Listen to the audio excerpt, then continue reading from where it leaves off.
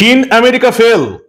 বলা যায় চীন আমেরিকাকে টপকে অর্থনৈতিক বৃদ্ধির হারে রেকর্ড করলো আপনার আমার দেশ ভারতবর্ষ। গত 10 বছরে ভারতবর্ষ অর্থনৈতিক উন্নতির দিক দিয়ে দ্বিগুণের বেশি উন্নতি করেছে, যেটা চীন এবং আমেরিকা এই পৃথিবীর অর্থনৈতিক দুটো সুপার পাওয়ার করতে পারেনি। কৃতিত্ব কার? অবশ্যই মোদী সরকারের। এবং যদি ভেবে থাকেন যে মোদী ম্যাজিক করে করেছে, তাহলে ভুল ভাববেন। এই কৃতিত্ব যদি কারো পাওয়ার কথা থাকে তাহলে সেটা হচ্ছে আমাদের দেশের, ভারতবর্ষের। এই কৃতিত্ব যদি কারো পাওয়ার কথা থাকে তাহলে আমাদের ভারতবর্ষের চাষিদের, কৃষকদের এবং খেটে খাওয়া মানুষদের। কিন্তু সেই সঙ্গে মোদী সরকারকে ক্রেডিট দিতে হবে এই কারণে, তারা ভারতবর্ষের এই যে সম্পদ, এই যে উৎপাদন ক্ষমতা, এটাকে এমন একটা জায়গায় নিয়ে গেছে যেখানে ভারতবর্ষ আমেরিকা এবং চীনকে টপকে 10 বছরে অর্থনৈতিক বৃদ্ধির হারে বিশ্বের সব দেশকে টপকে গেছে। ওই যে বললাম ক্রেডিট আমাদের দেশের, কিন্তু সেটাকে ক্রেডিটের পর্যায়ে নিয়ে যাওয়ার জন্য সৌজন্যে মোদী সরকার। ঠিক কি হলো? আইএমএফ এর রিপোর্ট উঠে এসছে, ইন্টারন্যাশনাল মনিটারি ফান্ডের একটা রিপোর্ট, এবং সেখানে দেখা যাচ্ছে ভারতবর্ষ অভাবনীয় উন্নতি করেছে। সেই উন্নতির ফসল কি আমরা পাচ্ছি?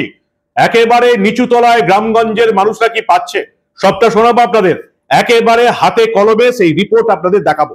এই প্রতিবেদন শেষ অবধি দেখুন। আমি মানব, দ্য নিউজ বাংলায় আপনাদের স্বাগত জানাচ্ছি। শুরুতে একটা বড় খবর দিয়ে শুরু করি। এই মুহূর্তের যেটা খাতায় কলমে অফিসিয়াল রিপোর্ট, যে টপ 10 জিডিপি কান্ট্রিজ, এবং যেখানে ভারতের নাম রয়েছে 5 নম্বরে।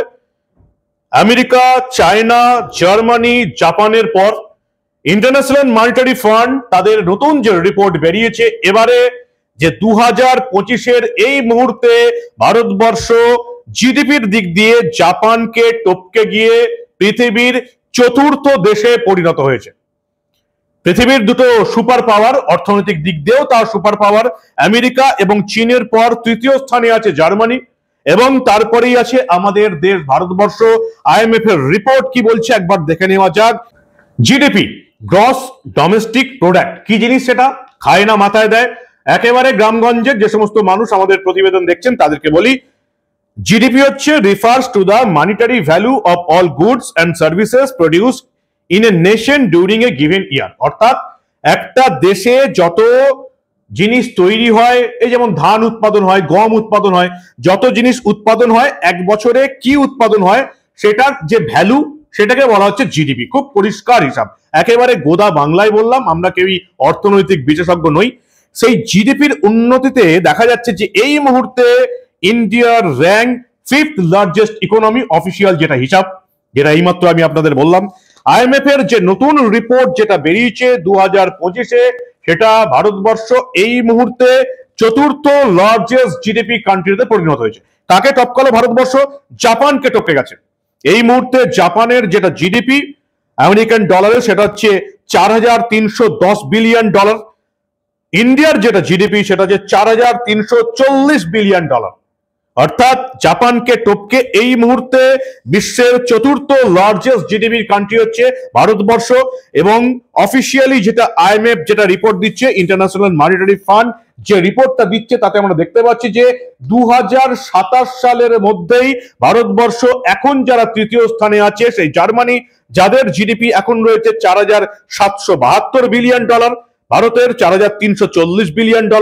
2027 সালের মধ্যেই ভারতবর্ষ জার্মানিকে ওভারটেক করে পৃথিবীর 3য় লার্জেস্ট জিডিপিতে পরিণত হবে। আইএমএফ এর হিসেব, কোন নেতার হিসেব বা কোন রাজনৈতিক দলের হিসেব নয়। এবং সবচেয়ে যেটা বড় খবর, এই মুহূর্তে 2027-এ তারা 3য় স্থানে যাবে। আপনারা জানেন আমেরিকা, চীন অর্থনৈতিক উন্নতিতে অনেক অনেক এগিয়ে। যদি একবার আমেরিকার জিডিপিটা একবার দেখেন, $29,840 বিলিয়ন জিডিপি। চীন $18,533 বিলিয়ন জিডিপি। এদেরকে টপকাতে গেলে আরো কত হাজার বছর লাগবে সেটা আমরা খুব ভালো করে জানি। কিন্তু এই মুহূর্তে 3য় স্থানে আছে জার্মানি, $4,772 বিলিয়ন জিডিপি, যাকে টপকে যাবে 2027-এর মধ্যে ভারত, $4,340 বিলিয়নের জিডিপি। এবং যেটুকু আইএমএফ এর রিপোর্ট যেটা বোঝা যাচ্ছে যে জিডিপি উন্নতির ক্ষেত্রে এই মুহূর্তে সবচেয়ে এগিয়ে আছে আমাদের দেশ ভারতবর্ষ, সবচেয়ে যেটা এগিয়ে আছে। এবং তারা আরো কি দেখাচ্ছে, তারা দেখাচ্ছে যে শুধু জিডিপি নয়, ইন্ডিয়ার পার ক্যাপিটা যেটা ইনকাম সেখানেও উন্নতি হয়েছে। 2023 সালে ইন্ডিয়ান পার ক্যাপিটা ইনকাম অর্থাৎ প্রত্যেক মানুষের ব্যক্তিগত ইনকাম হচ্ছে প্রায় 2 লাখ টাকা, যেটা 2012 সালেও ছিল, পার ক্যাপিটা ইনকাম ছিল 71,609 টাকা। অর্থাৎ 2012 সালেও ইন্ডিয়ার একজন ব্যক্তি গড়পড়তা 71,609 টাকা ইনকাম করত। 2023-এ অর্থাৎ 10-11 বছর পর সেটা এখন এসে দাঁড়িয়েছে 2 লাখ টাকা পার ইয়ার, অনেক কম অন্যান্য দেশের তুলনায়, এটাকে বাড়াতে হবে। কিন্তু এই 10 বছরে, মোদী সরকারের 10 বছরে কত বেড়েছে? 175%।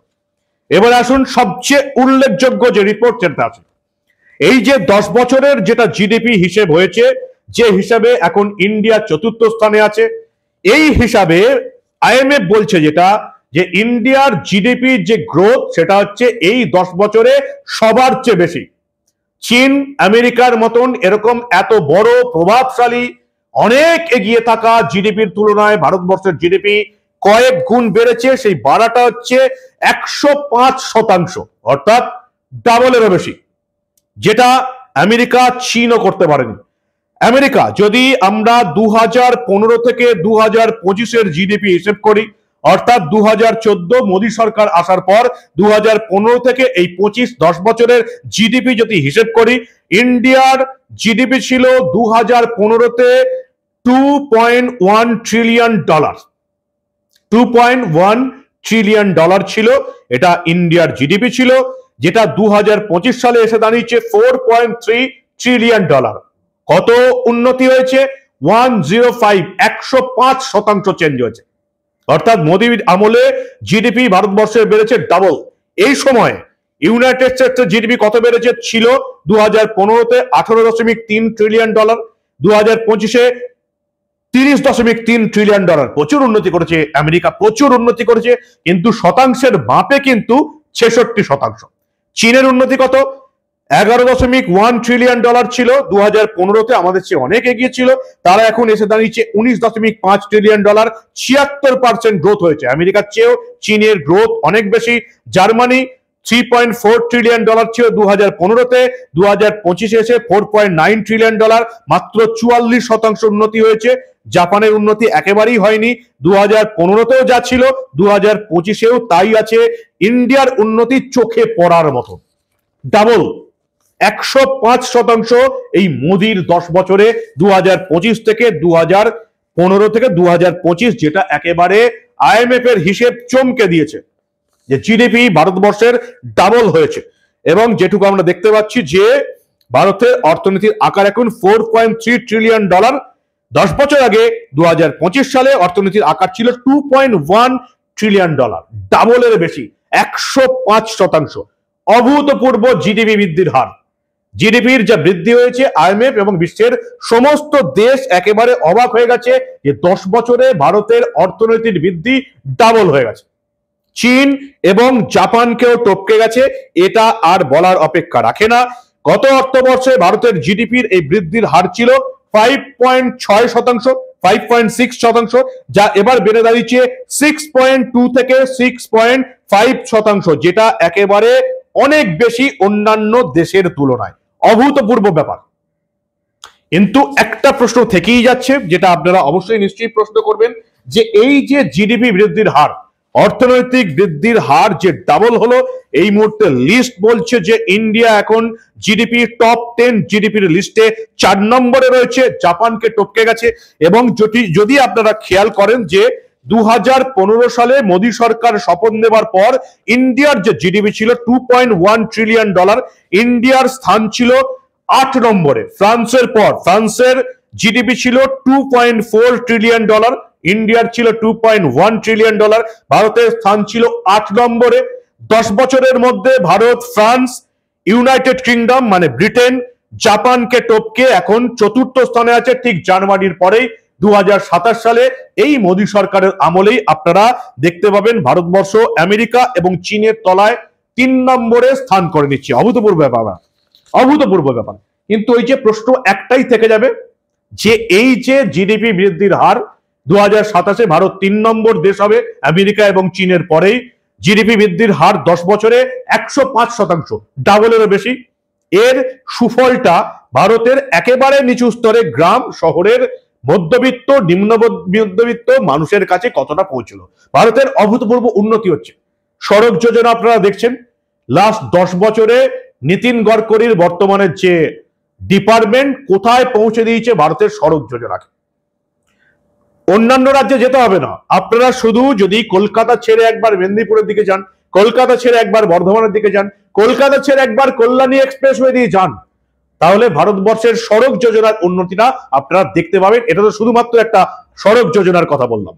ভারতের উন্নতি হচ্ছে এবং আমরা চাইবো এই সরকারের আমলে পড়ে ভারতবর্ষের এই উন্নতির ফসল একেবারে যাতে নিচু স্তরে মধ্যবিত্ত নিম্নবিত্ত মানুষের কাছে পৌঁছে যায়। কিন্তু তাতেও একটা বিপদ আছে, শুধুমাত্র অন্যান্য রাজ্যে এবং সবচেয়ে বেশি হচ্ছে আমাদের রাজ্যে সরকার থেকে, কেন্দ্রীয় সরকার থেকে একেবারে নিচু তলার মানুষদের জন্য যে গ্র্যান্ট আসছে, যে সাহায্য আসছে বিভিন্ন ক্ষেত্রে, আবাস যোজনা, কল পায়খানা যোজনা, অন্যান্য বিভিন্ন যোজনায় যে টাকা পয়সা আসছে সেটা রাজ্যের গরিব মানুষদের হাতে পৌঁছাচ্ছে না, তাদের তলা অবধি পৌঁছাচ্ছে না। তার আগে দুর্নীতিগ্রস্ত নেতারা মাঝপথেই কেন্দ্রের সেই টাকা সাবার করে দিচ্ছে। ফলে কি হচ্ছে, ভারতবর্ষের অর্থনৈতিক উন্নতি হচ্ছে, কিন্তু সেই অর্থনৈতিক উন্নতির ছাপ একেবারে গ্রাম লেভেলে সাধারণ মানুষের কাছে, চাষি এবং কৃষকদের কাছে, যারা ভারতবর্ষের জিডিপি কে বাড়াতে এতটা সাহায্য করেছে তাদের হাতে গিয়ে পৌঁছচ্ছে না। শুধুমাত্র অধিকাংশরা দায়ী হচ্ছে দুর্নীতিবাজ নেতারা। ফলে এই দুর্নীতিবাজ নেতাদের যদি হটাতে চান, কেন্দ্রীয় সরকারের ডাইরেক্ট সাহায্য যদি একেবারে এই বাংলার মানুষের কাছে পৌঁছে দিতে চান, তাহলে অবশ্যই এই রাজ্যে পরিবর্তন চাই। দুর্নীতিগ্রস্ত নেতাদের হঠাতে এই রাজ্যে রোহিঙ্গা এবং মুসলিম অনুপ্রবেশকারীদের ঢুকিয়ে এই রাজ্যের ডেমোগ্রাফি চেঞ্জ যারা করে দিচ্ছে, সেই তৃণমূলকে হটিয়ে যদি কেন্দ্রে যারা সরকার আছে তাদের আনা না যায়, তাহলে ভারতবর্ষের এই উন্নতি আমাদের রাজ্যের নিচু লেভেল অব্দি কোনোদিন এসে পৌঁছাবে না। রেশনের খাবার চুরি হয়ে যাবে, আবাস যোজনার টাকা চুরি হয়ে যাবে, রাস্তার টাকা চুরি হয়ে যাবে, কল পায়খানা অন্যান্য যোজনার টাকা চুরি হয়ে যাবে, মানুষের কাছে এসে পৌঁছবে না। এই যে অর্থনৈতিক গ্রাফ 105% বৃদ্ধি হয়েছে 2015 থেকে 2025 মধ্যে, রিপোর্ট কাদের? IMF, ইন্টারন্যাশনাল মনিটারি ফান্ডের রিপোর্ট। কি বলবেন আপনারা? আপনাদের মূল্যবান এবং গুরুত্বপূর্ণ মতামত জানান দা নিউজ বাংলার কমেন্ট সেকশনে। এই বাংলার প্রতিটা মানুষের কাছে এই প্রতিবেদন পৌঁছে দিন, অবশ্যই বন্ধুদের গ্রুপে শেয়ার করুন। দেখতে থাকুন দা নিউজ বাংলা। আমরা আবার এই দেশে ঘটে যাওয়া এই ধরনের অনেক ঘটনায় চেপে রাখতে দেব না।